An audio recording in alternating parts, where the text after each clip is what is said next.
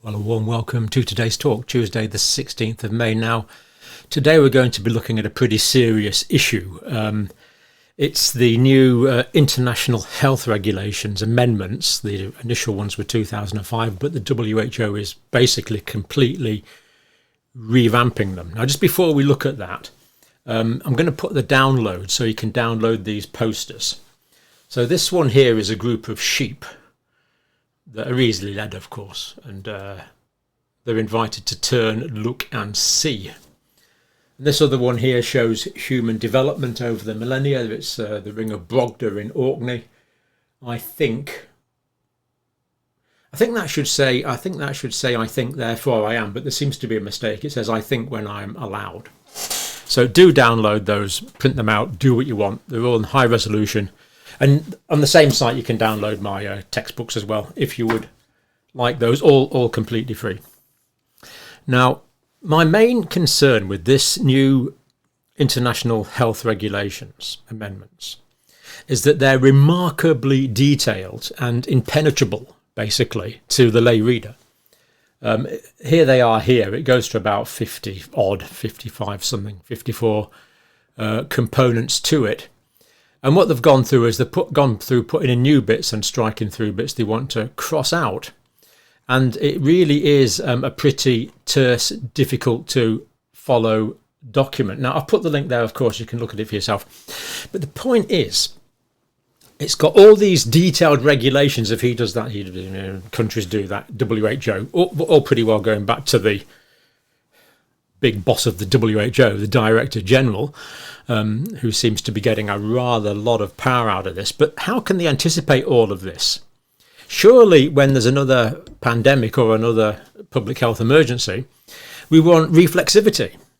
We want local doctors, politicians where absolutely necessary, to be taking decisions for the best care of their people. How can we possibly have this one size international size fits all? How can that benefit public health? It almost makes you think there's another motive for it happening, but of course I wouldn't know about that. So let's look at what where we're up to on our thinking on this. Now, we did look at this recently on Friday the 9th of May, just to give you a quick flavour of what we did then. So things that are in Comic Sans are being taken out. So the non-binding bit of this is out. That's crossed out. That's crossed out. Temporary recommendations, advice. So the non-binding bit is out. So the WHO looks to me like for regulations that are binding to nation states. Article 2. This goes in, including through health systems readiness reliance, in a way that are commensurate with and restricted to public health risk. So public health risk comes out and all risks goes in. So basically they can do this whenever they see a risk. So it's no longer limited to public health. It's kind of anything. The WHO can decide something's a public health or decide something's an emergency and just declare it. It doesn't have to be a public health emergency anymore. Article 3, implementation of these regulations shall be with full respect of the dignity, human rights and fundamental freedoms of the person. Well, that comes out. They're taking that bit out. What is wrong with leaving in a bit that says with full respect for dignity and human rights? But no, that's out. WHO have taken that out. Don't want that bit in. Don't want that bit anymore in their new submissions. Article 10, again, this is the end of the quick revamp. Again, taking into account the views of the state party concerned were in, they are now out. So don't want the views of the state party concerned. Cross that out. WHO knows best. Exchange of information. This is going in. WHO shall facilitate the exchange of information between state parties and ensure that the event information site, whatever that is, where all the correct information is stored, presumably, and it needs to be on a reliable platform. And presumably the word reliable will be defined by the World Health Organization. They'll decide what's reliable. Everything else, presumably, will be unreliable. and therefore you're not allowed to consider it. So which way around do I go? You can think when the WHO allow you to. Don't want you thinking for yourself. Don't even want your doctor to think for you. WHO has to do it. Moving on. Article 12. This is new. So this is about public health emergency and international concern. Right. If the Director General considers that a potential, so he's put in terms potential or actual. So it doesn't actually have to be a real health emergency. The Director General can decide a potential is enough for action to be taken. If the Director General determines that the event constitutes a public health emergency of international concern, so this is going in. So it's if the Director General considers, the Director General determines it. Director General. Mustn't argue. Director General. Oh, didn't realise it was the Director General. If the Director General follows consultations with emergency committee, relevant state parties, and then this comes out, the state party in whose territory the public health emergency and international concern has occurred comes out. We don't need the state party. We just need the WHO to decide. This is new. I mean, there's thousands of things. I'm not going to bore you with too many, but it gives you the gist. Where an event has not been determined to meet the criteria for public health emergencies of international concern, but the Director General, remember him, Director General, has determined it requires heightened international awareness and protection. So again, all to do with the Director General. All focus, power goes to the Director General. And remember, this is for a new public health emergency of international concern that cannot, by definition, be anticipated. So why all these impenetrable, complex regulations? Public health response, Article 13. So again, at the request of a state party, well, that comes out. That comes out. WHO shall collaborate comes out. So we're left with WHO shall clearly define. You see the bits that are coming out. So the at request of state party comes out, and the collaboration. No need to collaborate with the states because WHO knows best, you see. So we don't need that collaboration. And all these bits in black are staying in, including control of health products, technology, know-how, deployment of civil medical personnel. WHO can sort all that out for us. Shouldn't we be grateful? Again, all new. This bit in black's all new. The state party shall accept or reject such an offer of assistance within 48 hours. And in the case of rejection of such an offer, well, I can't imagine that would ever occur. Who would possibly want to reject the edicts of the World Health Organization Director General?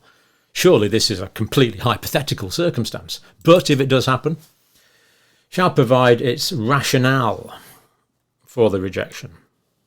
They must explain themselves to the WHO. So there you go. Presidents and prime ministers around the world, you better explain yourself to the WHO for the rejection. Again, if the WHO determines a public health emergency of international concern is occurring, it take out the word may. They've taken out the word may and put in the word shall. It completely changes the meaning.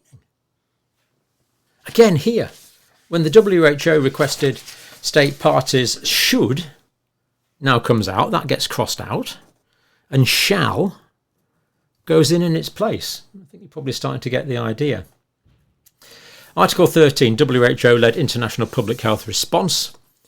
I'm not going to do too much of this because it gets a bit tedious. I think you're getting the idea.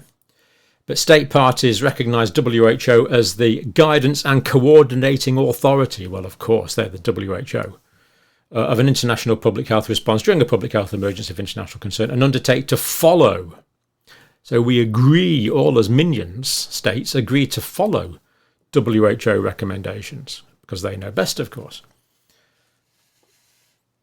Article 13, access to health products, technologies and know-how. Again, this is all new. So again, the Director General is making an assessment and seems to be taking charge of the resources. I mean, given just the absurdity of this, given the WHO's management of the previous pandemic, I'm amazed that any of the Director General or any of the senior management team are still in post, let alone suggesting this. If there was any accountability, surely there may be some changes in personnel at the WHO, but I'm not aware of any. Right, so it's all about the Director General. Parties shall provide their, and I'm surprised the drug companies aren't bouncing up and down about this one. WHO seems to want to be coordinating, is that the word I'm looking for, coordinating intellectual property laws. So that's another one that seems to be under their jurisdiction. And this one, they want to establish a repository for cell lines to accelerate the production of regulatory of similar biotherapeutic products and vaccines. So the WHO wants to control the biologics, the cell lines, so they can control the production of biotherapeutics, whatever that means. Bio to do with biology, living things. So I suppose that would include things like, I don't know, think of an example of something to do with life, ribonucleic acid products, and they want to control vaccines. Anyway, let's skip through. This is the end now. Article 53. The state parties shall establish a compliance committee that shall be responsible for various implementations there. So state parties will establish a compliance committee to show how they are complying with the thinking of the World Health Organization. The Health Assembly shall be responsible to oversee and promote the effective implementation. Let's get these implemented. We don't know what the next pandemic is going to be or what the next public health emergency is going to be, but whatever it is, in fact, even if it's only a potential one, we can rest assured that the Director General has got it all in hand. So sleep secure, trust the Director General. It's all good.